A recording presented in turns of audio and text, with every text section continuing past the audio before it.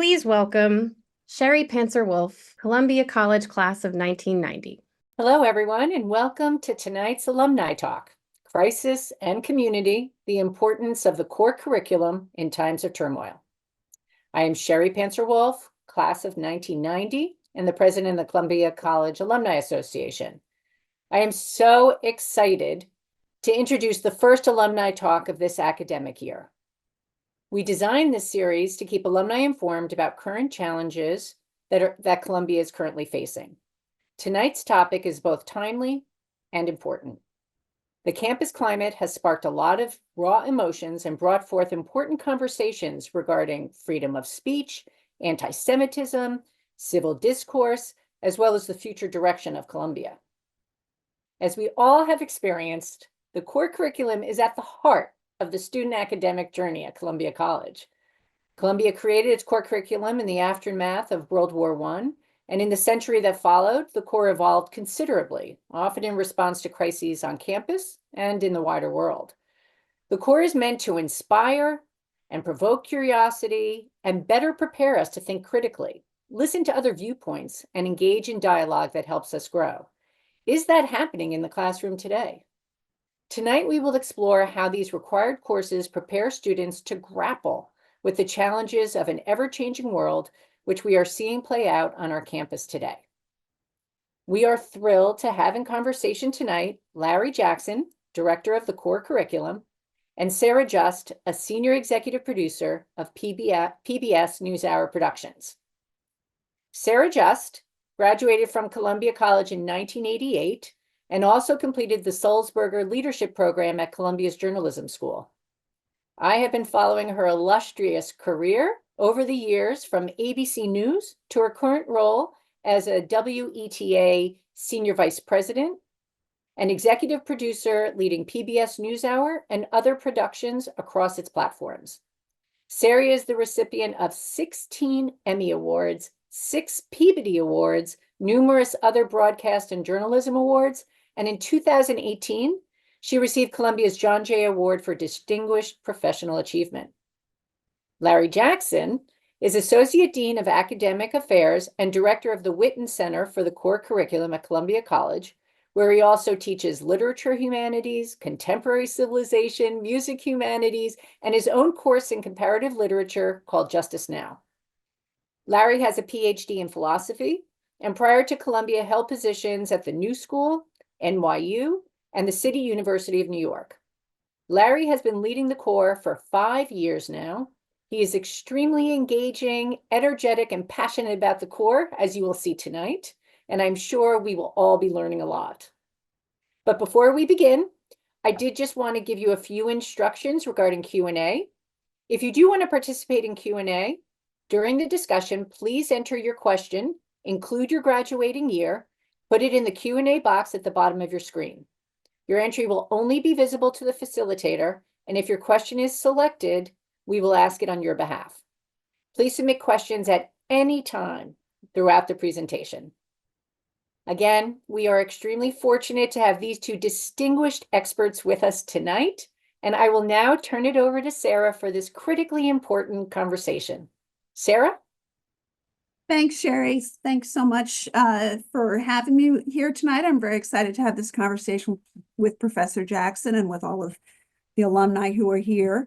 Professor Jackson, I want to get started right away with just what Sherry referenced briefly, which I'm embarrassed to admit as a alumna of the college. I don't recall the history, but can you explain the history of how the core curriculum came to be and a little brief update on how it's changed over the years? Yes, absolutely. Thank you so much, Sara. It is such a pleasure to be here in conversation with you.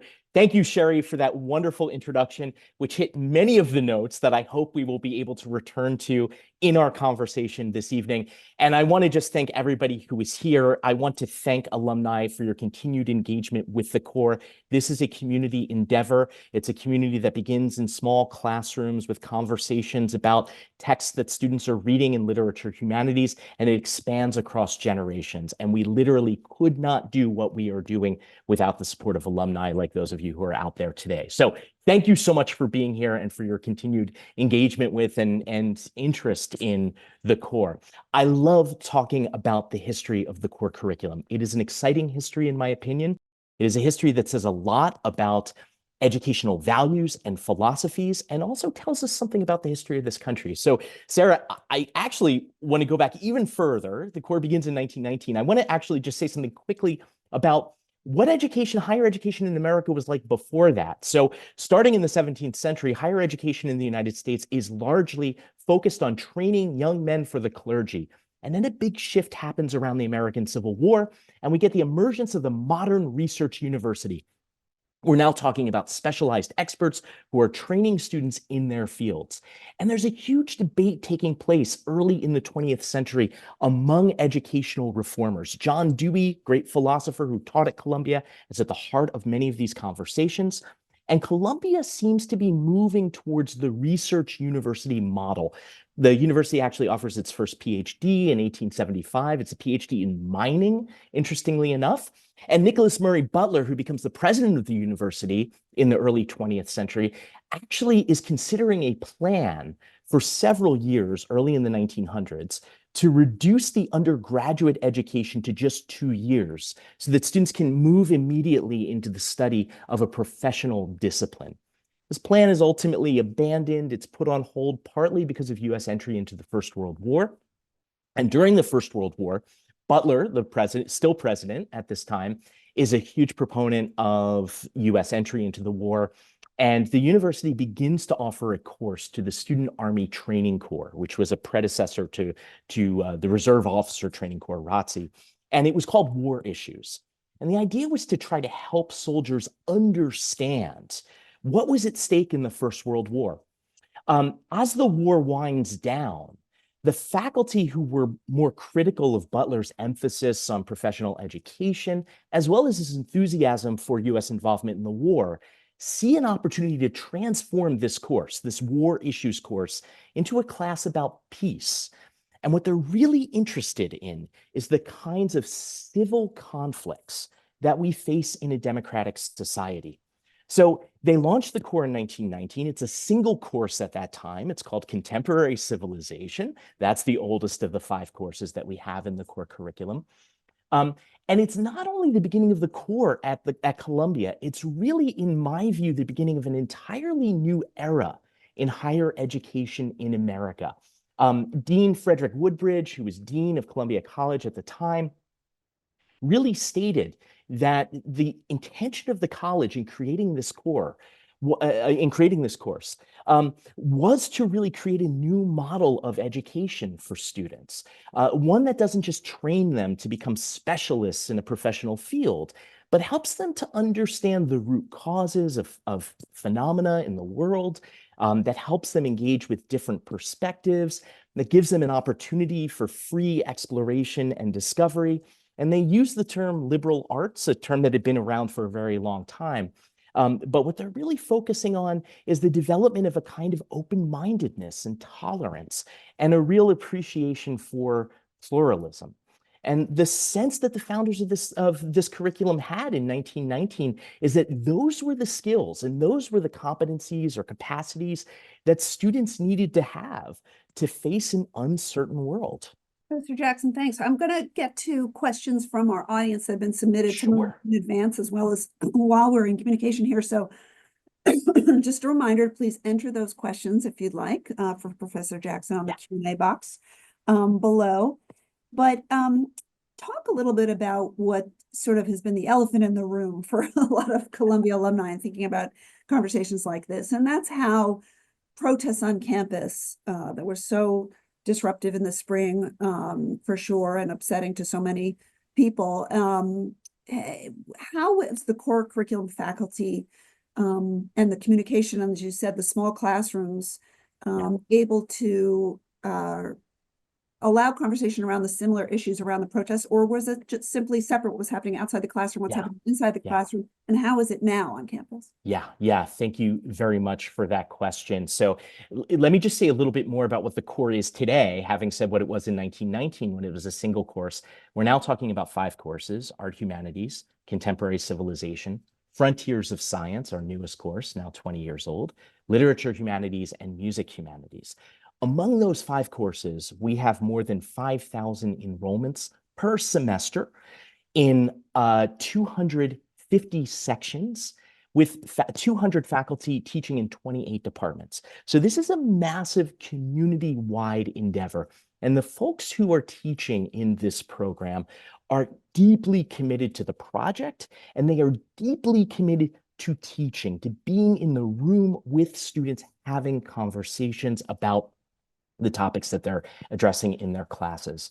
So my office, Center for the Core Curriculum, we're supporting these 5 courses. We're supporting everything that goes into mounting these courses. Our highest priority, though, is to really support a community of learners, and that means a community that respects the identities, experiences, and opinions of all of our students. So one of the things that we were doing in the spring semester as we were facing this crisis on campus was having daily meetings with our faculty. And we were having usually between 50 and 100 people coming out to these meetings. And in these meetings, we were talking about what we needed to do in the classroom to make sure that our classes continued, to make sure that our students knew we cared about them, that they were supported, to make sure that their learning went on. We were also talking about how to grapple with things like a shift to hybrid learning, or how to deal with final exams and papers, when we needed to intervene because a student was struggling in some way. So we were coming together as a community and having these kinds of conversations on a daily basis. And faculty were saying to me that the core really felt like their home on campus because of these kinds of conversations. And this is a sentiment I hear from students all the time as well. I talk to hundreds of students every year, and they tell me that especially classes like Lit Hum and Contemporary Civilization, which are year-long classes, they really come to be a place where they go when they need to be with community, when they want to discuss ideas. It comes to really feel like a space that is their intellectual and in some cases even social home on campus. So I think that we were playing an incredibly important role last year as we were facing a lot of those struggles, as providing that kind of community space and really emphasizing this kind of collaboration and this dialogue. In many cases, when the faculty were in the room together talking about how to support students, it's important to note there were different opinions about what was going on. There are different opinions about politics. This is not a consensus project, but we shared a unity of purpose, which brought us all together, which was to support our students and to support their experience of learning and of asking questions together. Excellent, thank you. So I want to take a question here that Sure. was submitted, and this one is from Ben Noodleman from Columbia College, class of '81. Hope I'm pronouncing his name correctly. He says, "This is not a question, but a comment. Given what happened this year, I'm very skeptical," he says, "of the that the core curriculum can help navigate through difficult conversations. Convince me," he asks. I love it. I love it. Yes. Okay. Great. So let me try, Ben, to convince you of this. So as I said, what is happening in the core classroom? And we have a group of students who are coming together who are all discussing the same thing. Right? They're discussing a text, they're discussing a work of art, they're discussing a musical composition. That I think is an important starting point for these conversations, because very often in the kinds of conversations and debates that are taking place in our country today, we are not even beginning from the same starting point, the same facts. Facts, as Hannah Arendt argued in her essay, Truth and Politics, give the world stability. They make for a common experience where we can then disagree with one another. So we come together, we have this common experience, we're all looking at the same thing, but we also know that by looking at the same thing, we're all going to come away with different interpretations, different ideas, and that's okay. All of those interpretations are valid as long as they can be supported in some way. Lionel Trilling used to use a phrase. It wasn't his phrase originally, but he made it famous. It was actually John Erskine's phrase originally, but it was the duty to be intelligent.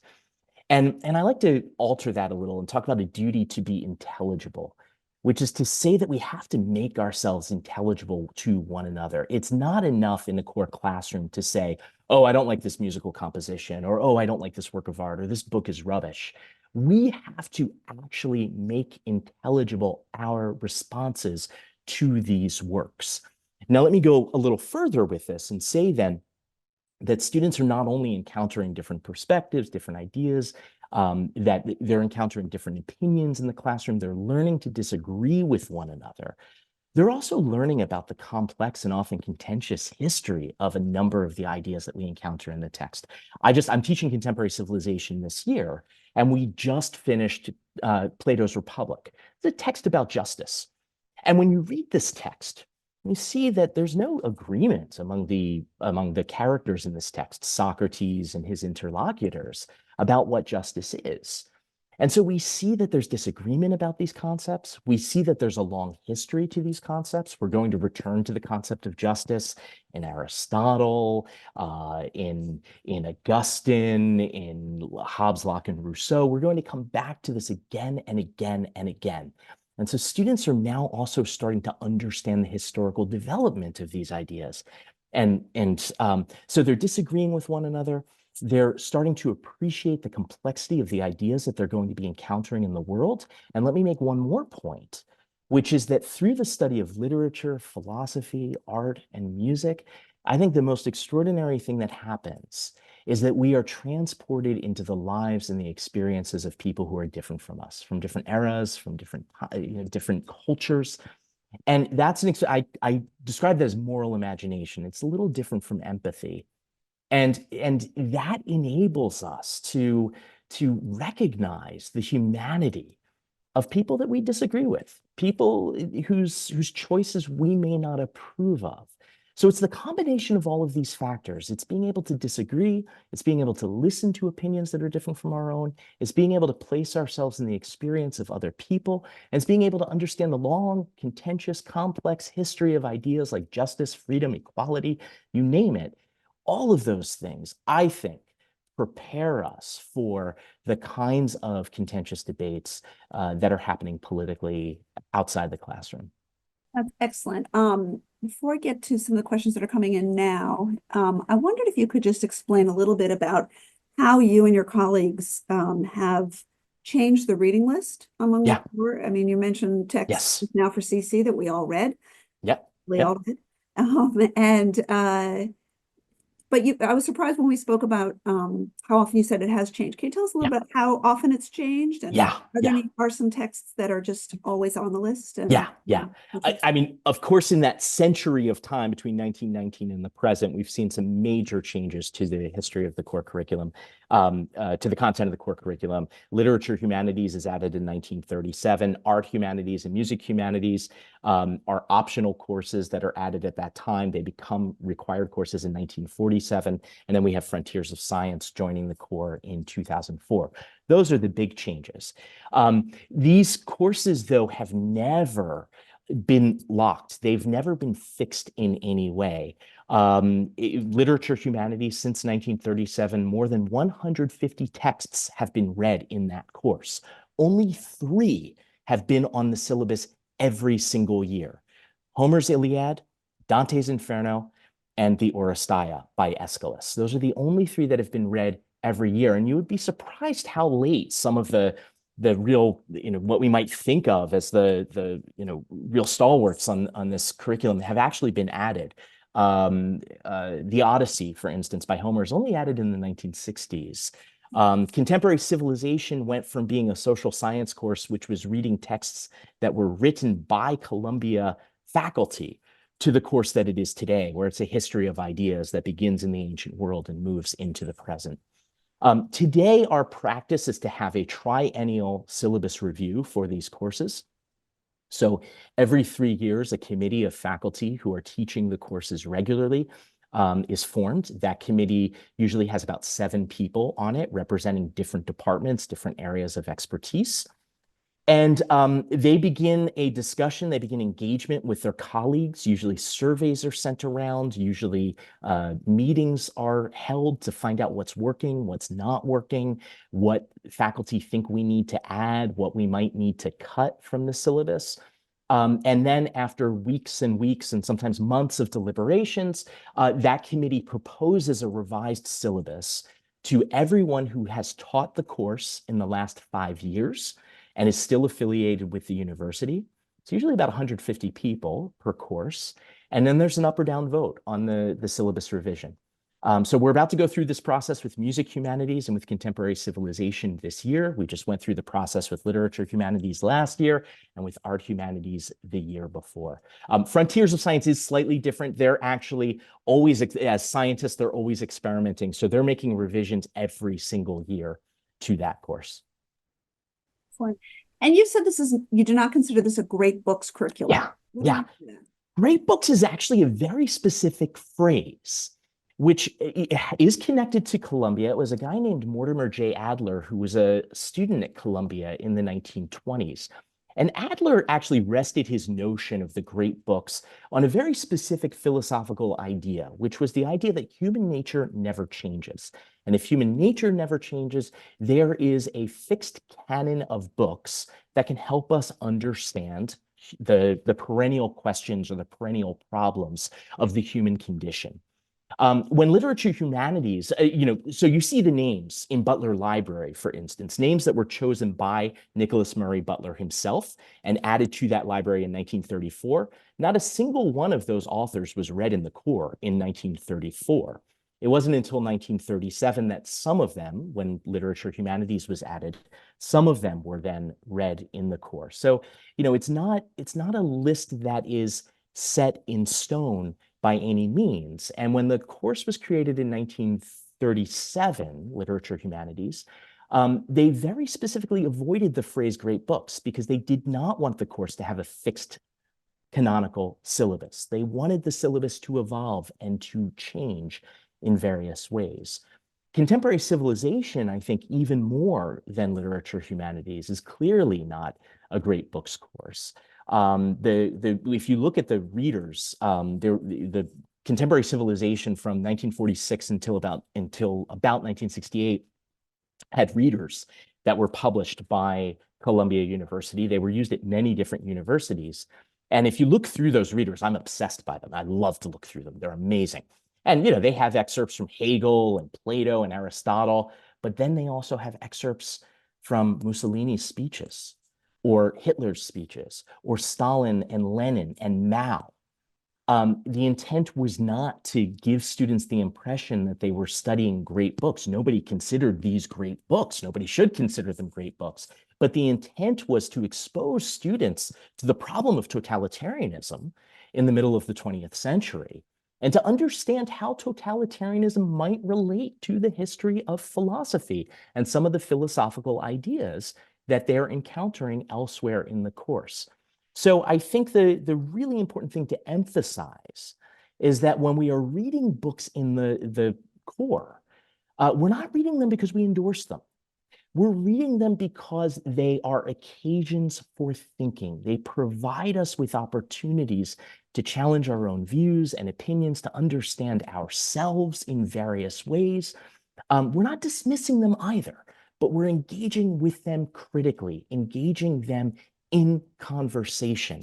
And that means that we're going to find things that we object to, and we're also going to find things that we want to continue to uphold and that we do think are useful. If I can just add one more thing to this, Sarah, I'll just say tomorrow in my contemporary civilization class, I'll be teaching Aristotle's Politics. Now, Aristotle's Politics in book 1 has a defense of slavery. This defense of slavery is also deeply misogynistic. Aristotle argues that women, like enslaved people, are not capable of reason. And it's an argument that has had an outsized influence on history. In 1550, two scholars debated at Valladolid, Sepulveda and Las Casas, and they were debating over the treatment of Native Americans by the Spanish Empire. And their debate centered entirely on this argument by Aristotle. In the 19th century, Aristotle's argument was taken up by defenders of the institution of slavery in the United States. So this is, not an argument that I or anyone else should be endorsing. And yet it's really critical that we read it and we understand it because of the historical influence that it has had. And we can find just a few pages later really valuable, insightful views on justice, on community, on political friendship that I think are worth retaining. So what we're doing in the core, maybe add this to my list of trying to convince people that what we're doing in the core has important value for our democracy. What we're doing in the core very often is holding opposing ideas together at the same time, learning to think through that complexity, learning to say that Aristotle could get some things wrong and other things right. There's some things we want to reject and other things that we want to embrace and we want to build on. Well, in light of that, as a comment here from David Aaron, college class of 71, so he was on campus during 1968, 1967 years. He's also a PNS graduate, 1975, and he asks, and he says, in 1968, among many contentious issues during those protests was the relevance of the curriculum, the core, especially the core, and are there parallels to today? In the sort of heated protests of campus, has there been criticism of the core among the students and in the protests? Certainly, I recall when I was there, a lot of times people would say, it's old white men curriculum. Yeah. We still hear that from time to time. And I think the syllabus is much more, the syllabi for these courses are much more diverse, much more inclusive than they were even just a few years ago. But we still hear critiques from people on the left about the syllabi being dead white European men, or an activist on campus recently was quoted as saying that the core was an imperial project. I have no idea what that means, but apparently that is a view that some critics of the core still hold. Increasingly, we're also hearing some critics on the right who are saying that that some of the diversity and inclusion in recent years should be abandoned, and that we should, go back to the syllabi, maybe not including some of the more contemporary writers that we have added in recent syllabus reviews. So I think that puts us in a pretty good place, that we're getting criticized from both sides. This is not an ideological project. We're not trying to push any one particular ideological perspective left or right. We're trying to quicken the minds of our students and prepare them to develop their own opinions and ideas through an engagement with a whole range of perspectives. As far as the relevance, the relevance is never going to be headline news relevance. We are not CNN in what we're doing in the core. But again, when you read a text about justice, like Plato's Republic, it's on my mind since I just finished teaching it, that text opens with a very clear confrontation between force and persuasion. Socrates representing persuasion, and some of his interlocutors, Polemarchus, for instance, whose name literally means warlord, representing force. That took on a whole new meaning for me in teaching that text this year. That we are really thinking about the question of force versus persuasion. And these are texts that can help us to think about that. In the spring semester, students read John Stuart Mill in Contemporary Civilization and his defense of free speech in On Liberty. And I think it's the finest defense of free speech I've ever encountered. It's not perfect. I have my objections to it. It has flaws. But we're giving students tools that they can take out into these discussions, concepts and ideas that will help them shape their views and opinions. So it's never going to be so relevant as saying, let's talk about the headlines today, though sometimes that does come into the classroom. But these are concepts and these are works that are going to help students. It's going to better equip them to discuss those current issues that they're going to encounter in the headlines. Here's a question that sort of brings from two questioners together, from Ira Mallon, college class of 75, and Pete Friedman, college class of 97, so different generations, but basically asking the same kind of question, which is, how has in particular the core faculty engaging with students around campus outside of the classroom, perhaps around the protests, are there rules, boundaries, expectations, Right. as free speech is enjoyed not just by students, but by faculty? Yes, yes. And so academic freedom, actually very connected to Columbia. Academic freedom, this is a concept that is really first put forward early in the 20th century. John Dewey, again, is at the heart of this, one of the founders of the American Association of University Professors, which first defines academic freedom. And what they're responding to actually early in the 20th century is something that was happening at Columbia, and I assume it was happening at other universities, which is that professors who were opposed to the First World War, who spoke out against it, or refused to sign loyalty oaths, were fired from their jobs. So academic freedom, as it was first proposed by AAUP, and this has been upheld by numerous Supreme Court decisions over the years as well, has also included the right of faculty to speak as citizens on various topics. There is also, I mean, one of the things that I find really compelling about AAUP and what they say about academic freedom, and Columbia University has very similar statements in our faculty handbook and on our website, is that there's also a great responsibility that comes with that level of freedom. And I think that we have a real responsibility to make sure that our students understand that we are going to support them and that we are going to treat them fairly, regardless of where we stand or where they stand on various issues.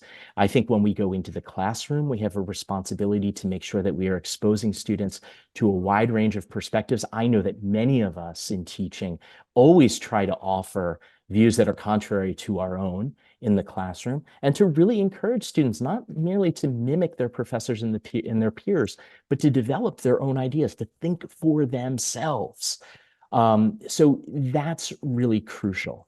And of course, then there are, and I am not the expert on this, I'm not a person to really be able to talk about this at great length, but of course there are then laws that protect students from bias and discrimination, which we respect and which are very important for us to uphold. And those come into consideration here as well as we think about our teaching in the classroom or our engagement with political issues outside of the classroom.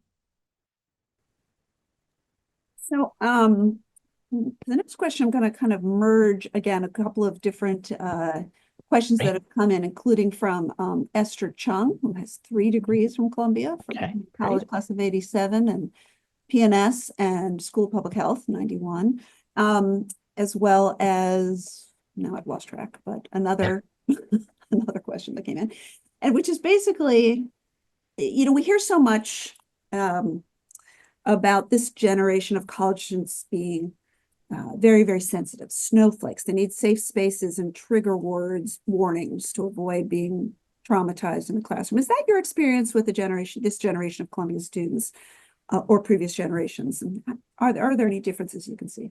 No, not at all. That has not been my experience at all.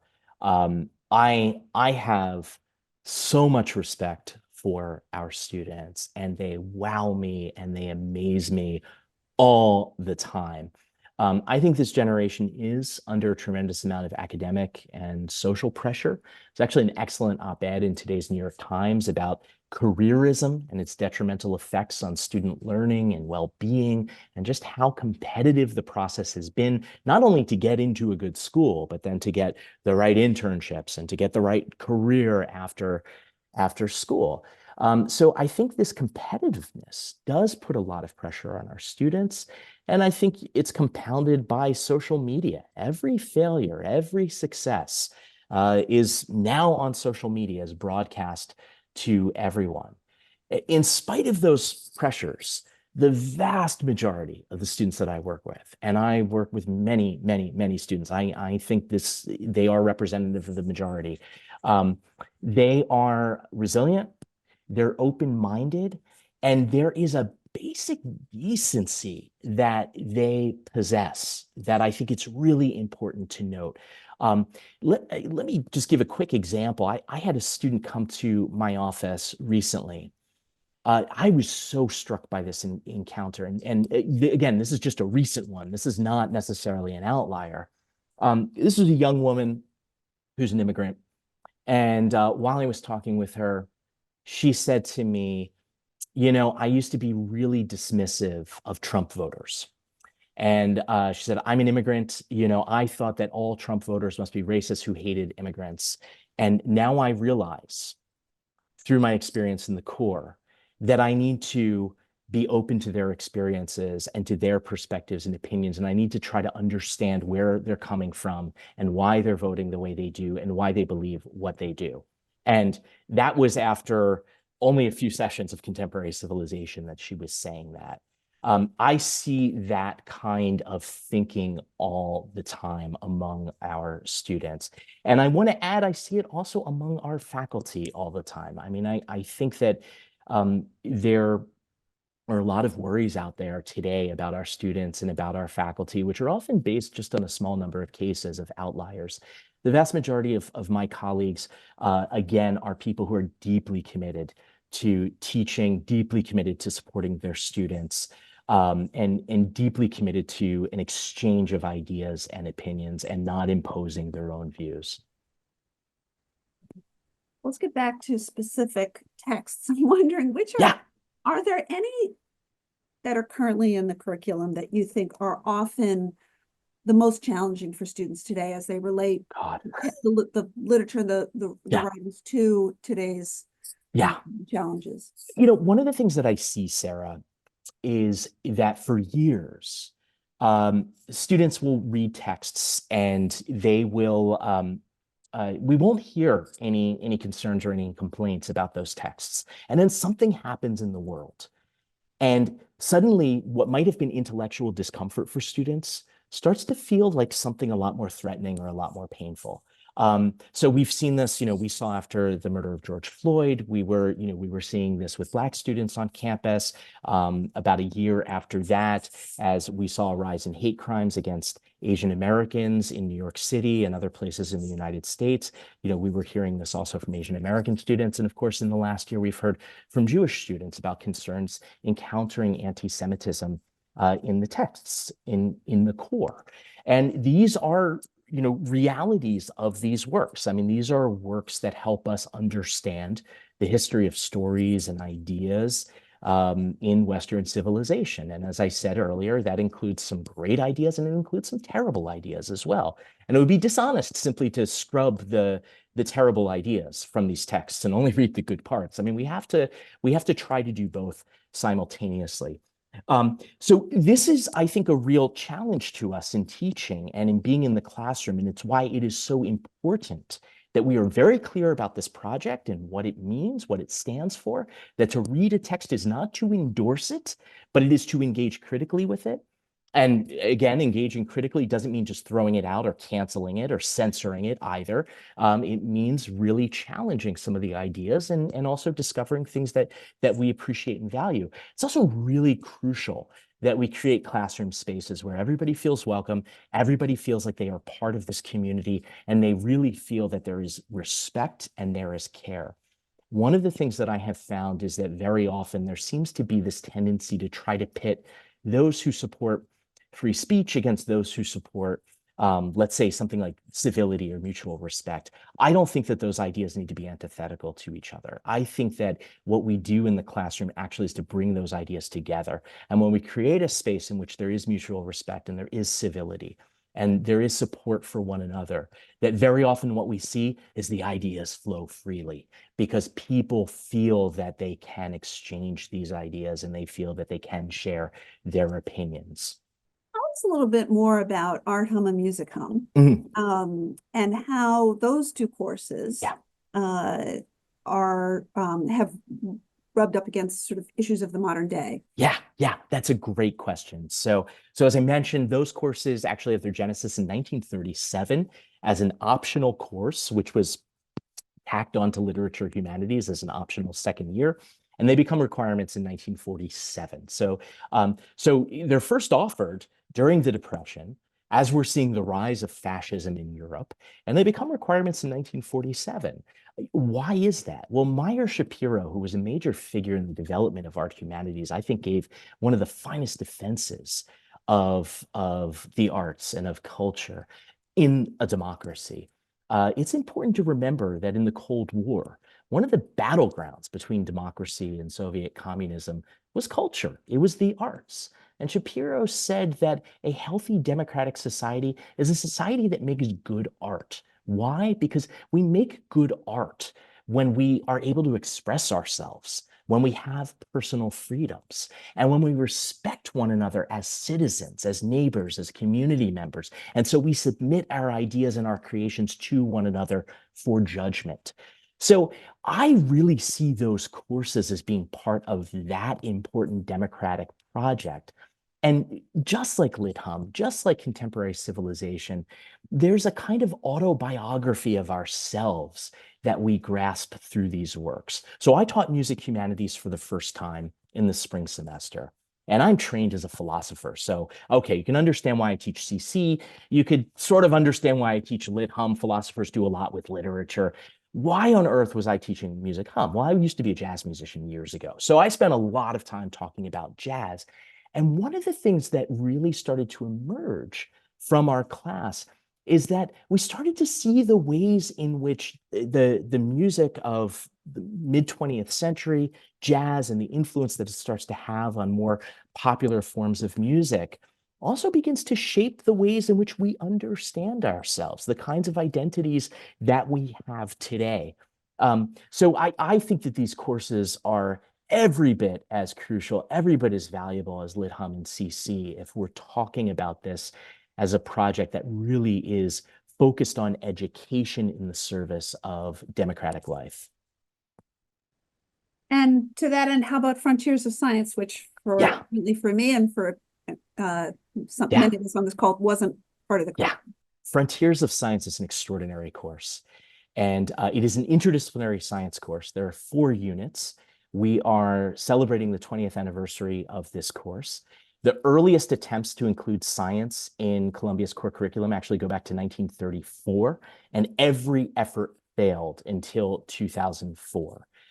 When David Helfand, professor of astronomy, was able to, with several colleagues, was able to launch Frontiers of Science. So it focuses on 4 units. It uses cutting edge research on things like quantum mechanics or neural science or climate change or disease prevention, not for the sake of getting students to absorb content, but for the sake of getting students to understand scientific habits of mind. How do you read a scientific study? How do you evaluate whether some claim that's being made, a scientific claim on social media, is valid or is false? And so again, I see this as being part of a very important civic project of empowering people to be able to distinguish between truth and falsehood. As I said earlier, facts provide stability in our world. They give us a shared experience. They also give us power, because if we can't distinguish between fact and falsehood, then we are simply prone to the manipulations of people who are in power. So Frontiers is part of that very important civic mission. If I can make a plug for Columbia College Today, which is a wonderful publication, you can read a great story about Frontiers of Science, its history, and what the course is doing today in the current issue of CCT. Good plug. There's a comment here from Lee Dolan, class of 67, college class of 67. Can you talk about how the evolution of the readings and the reading list, I suppose, of the last 50 years, how that's changed? What are been specifically some of the, adding to his question, what some of the, things that have come out and things that have gone in, and whether they might have influenced issues around student protest? Yeah, right. This is one of the claims that that has been made by more conservative critics. Right? Ross Douthat makes this claim. He wrote a piece in the spring. And if I can make a plug for myself, you can see my letter in response to Mr. Douthat's piece. You can also see a great letter by Charlie McNamara, who taught contemporary civilization, I think, 20 times, first as a graduate student, then as a postdoctoral core lecturer. So one of the claims that Mr. Douthat makes is that a handful of sessions in contemporary civilization, adding up to something like 10 hours out of more than 100 hours of instruction, that there is a focus on anti-colonialism that is somehow making students pro-Hamas. Now, Mr. Douthit completely ignores the diversity among these readings. So the anti-colonial unit is actually a debate between Mahatma Gandhi, who, as I understand Gandhi's thought, he was no fan of terror or the use of political violence, and Ambedkar, who was a student of John Dewey's. He was a student at Columbia. He wrote the Constitution for the world's largest democracy, India, and he was a good civic liberal. He was not someone who was promoting the kind of theocratic fascism that Hamas promotes. So it's a senseless argument that Douthit makes.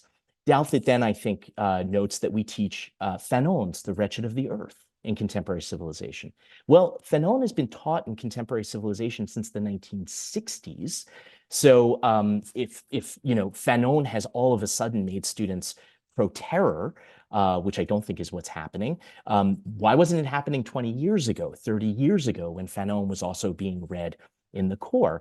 And the reality is, I would much rather have students discussing Fanon in the classroom than learning about him on Instagram, which is where I think a lot of the hashtag activists are actually encountering some of these ideas. Because when we're in the classroom, we have in-depth conversations about what violence does and what it looks like, and how it tears apart the fabric of any community, and how it tears apart the psyche of anyone who commits violence. And I have never had a student who having taught Fanon many, many times, I've never had a student who said, oh, no, actually, I think violence is great. I think it's a good idea. Just the opposite has been the case. And then we follow that with an essay by Hannah Arendt, which really takes Fanon to task.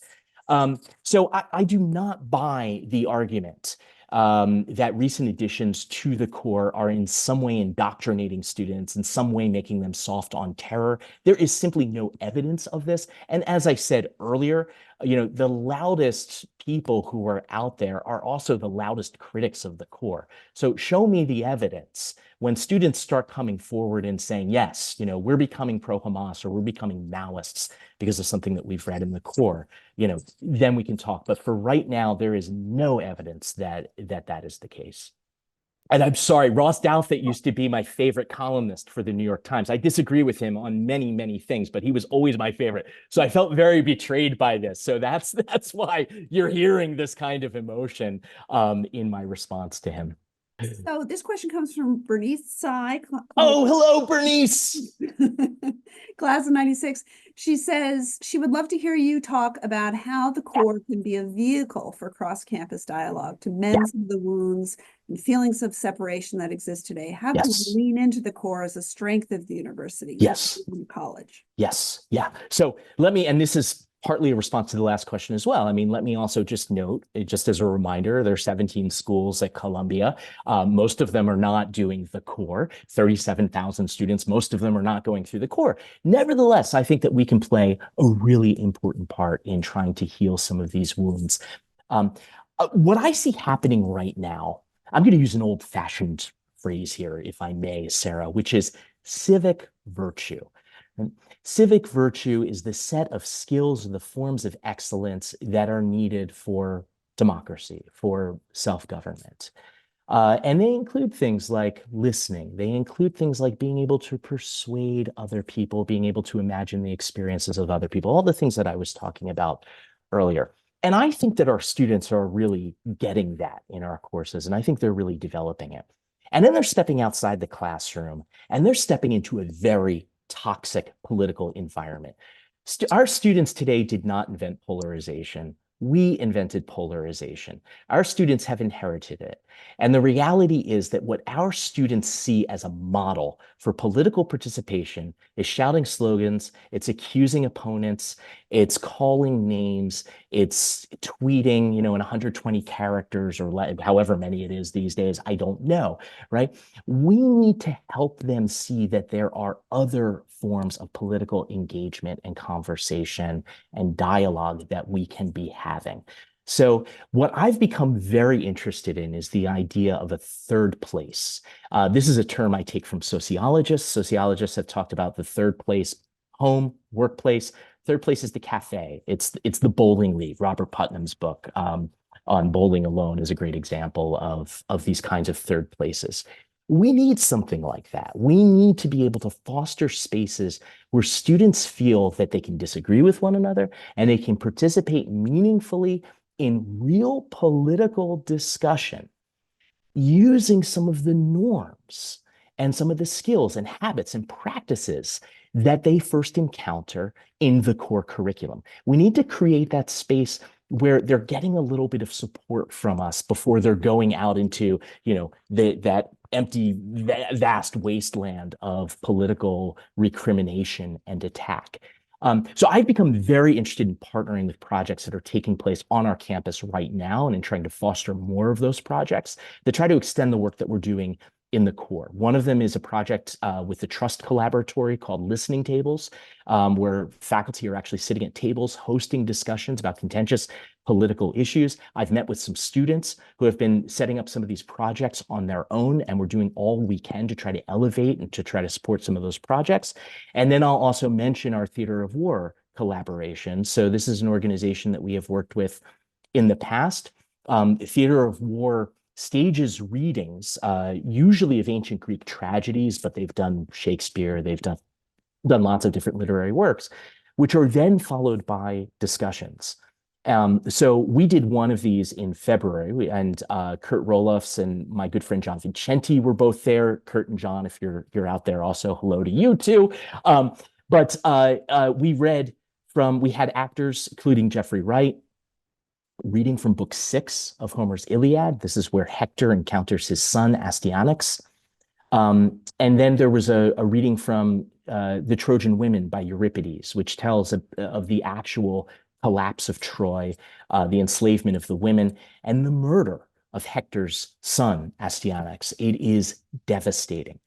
Our Greek chorus, our tragic chorus, had Palestinian, Arab, Israeli, Jewish students who led a conversation with the audience about the text and about the issues that it raised.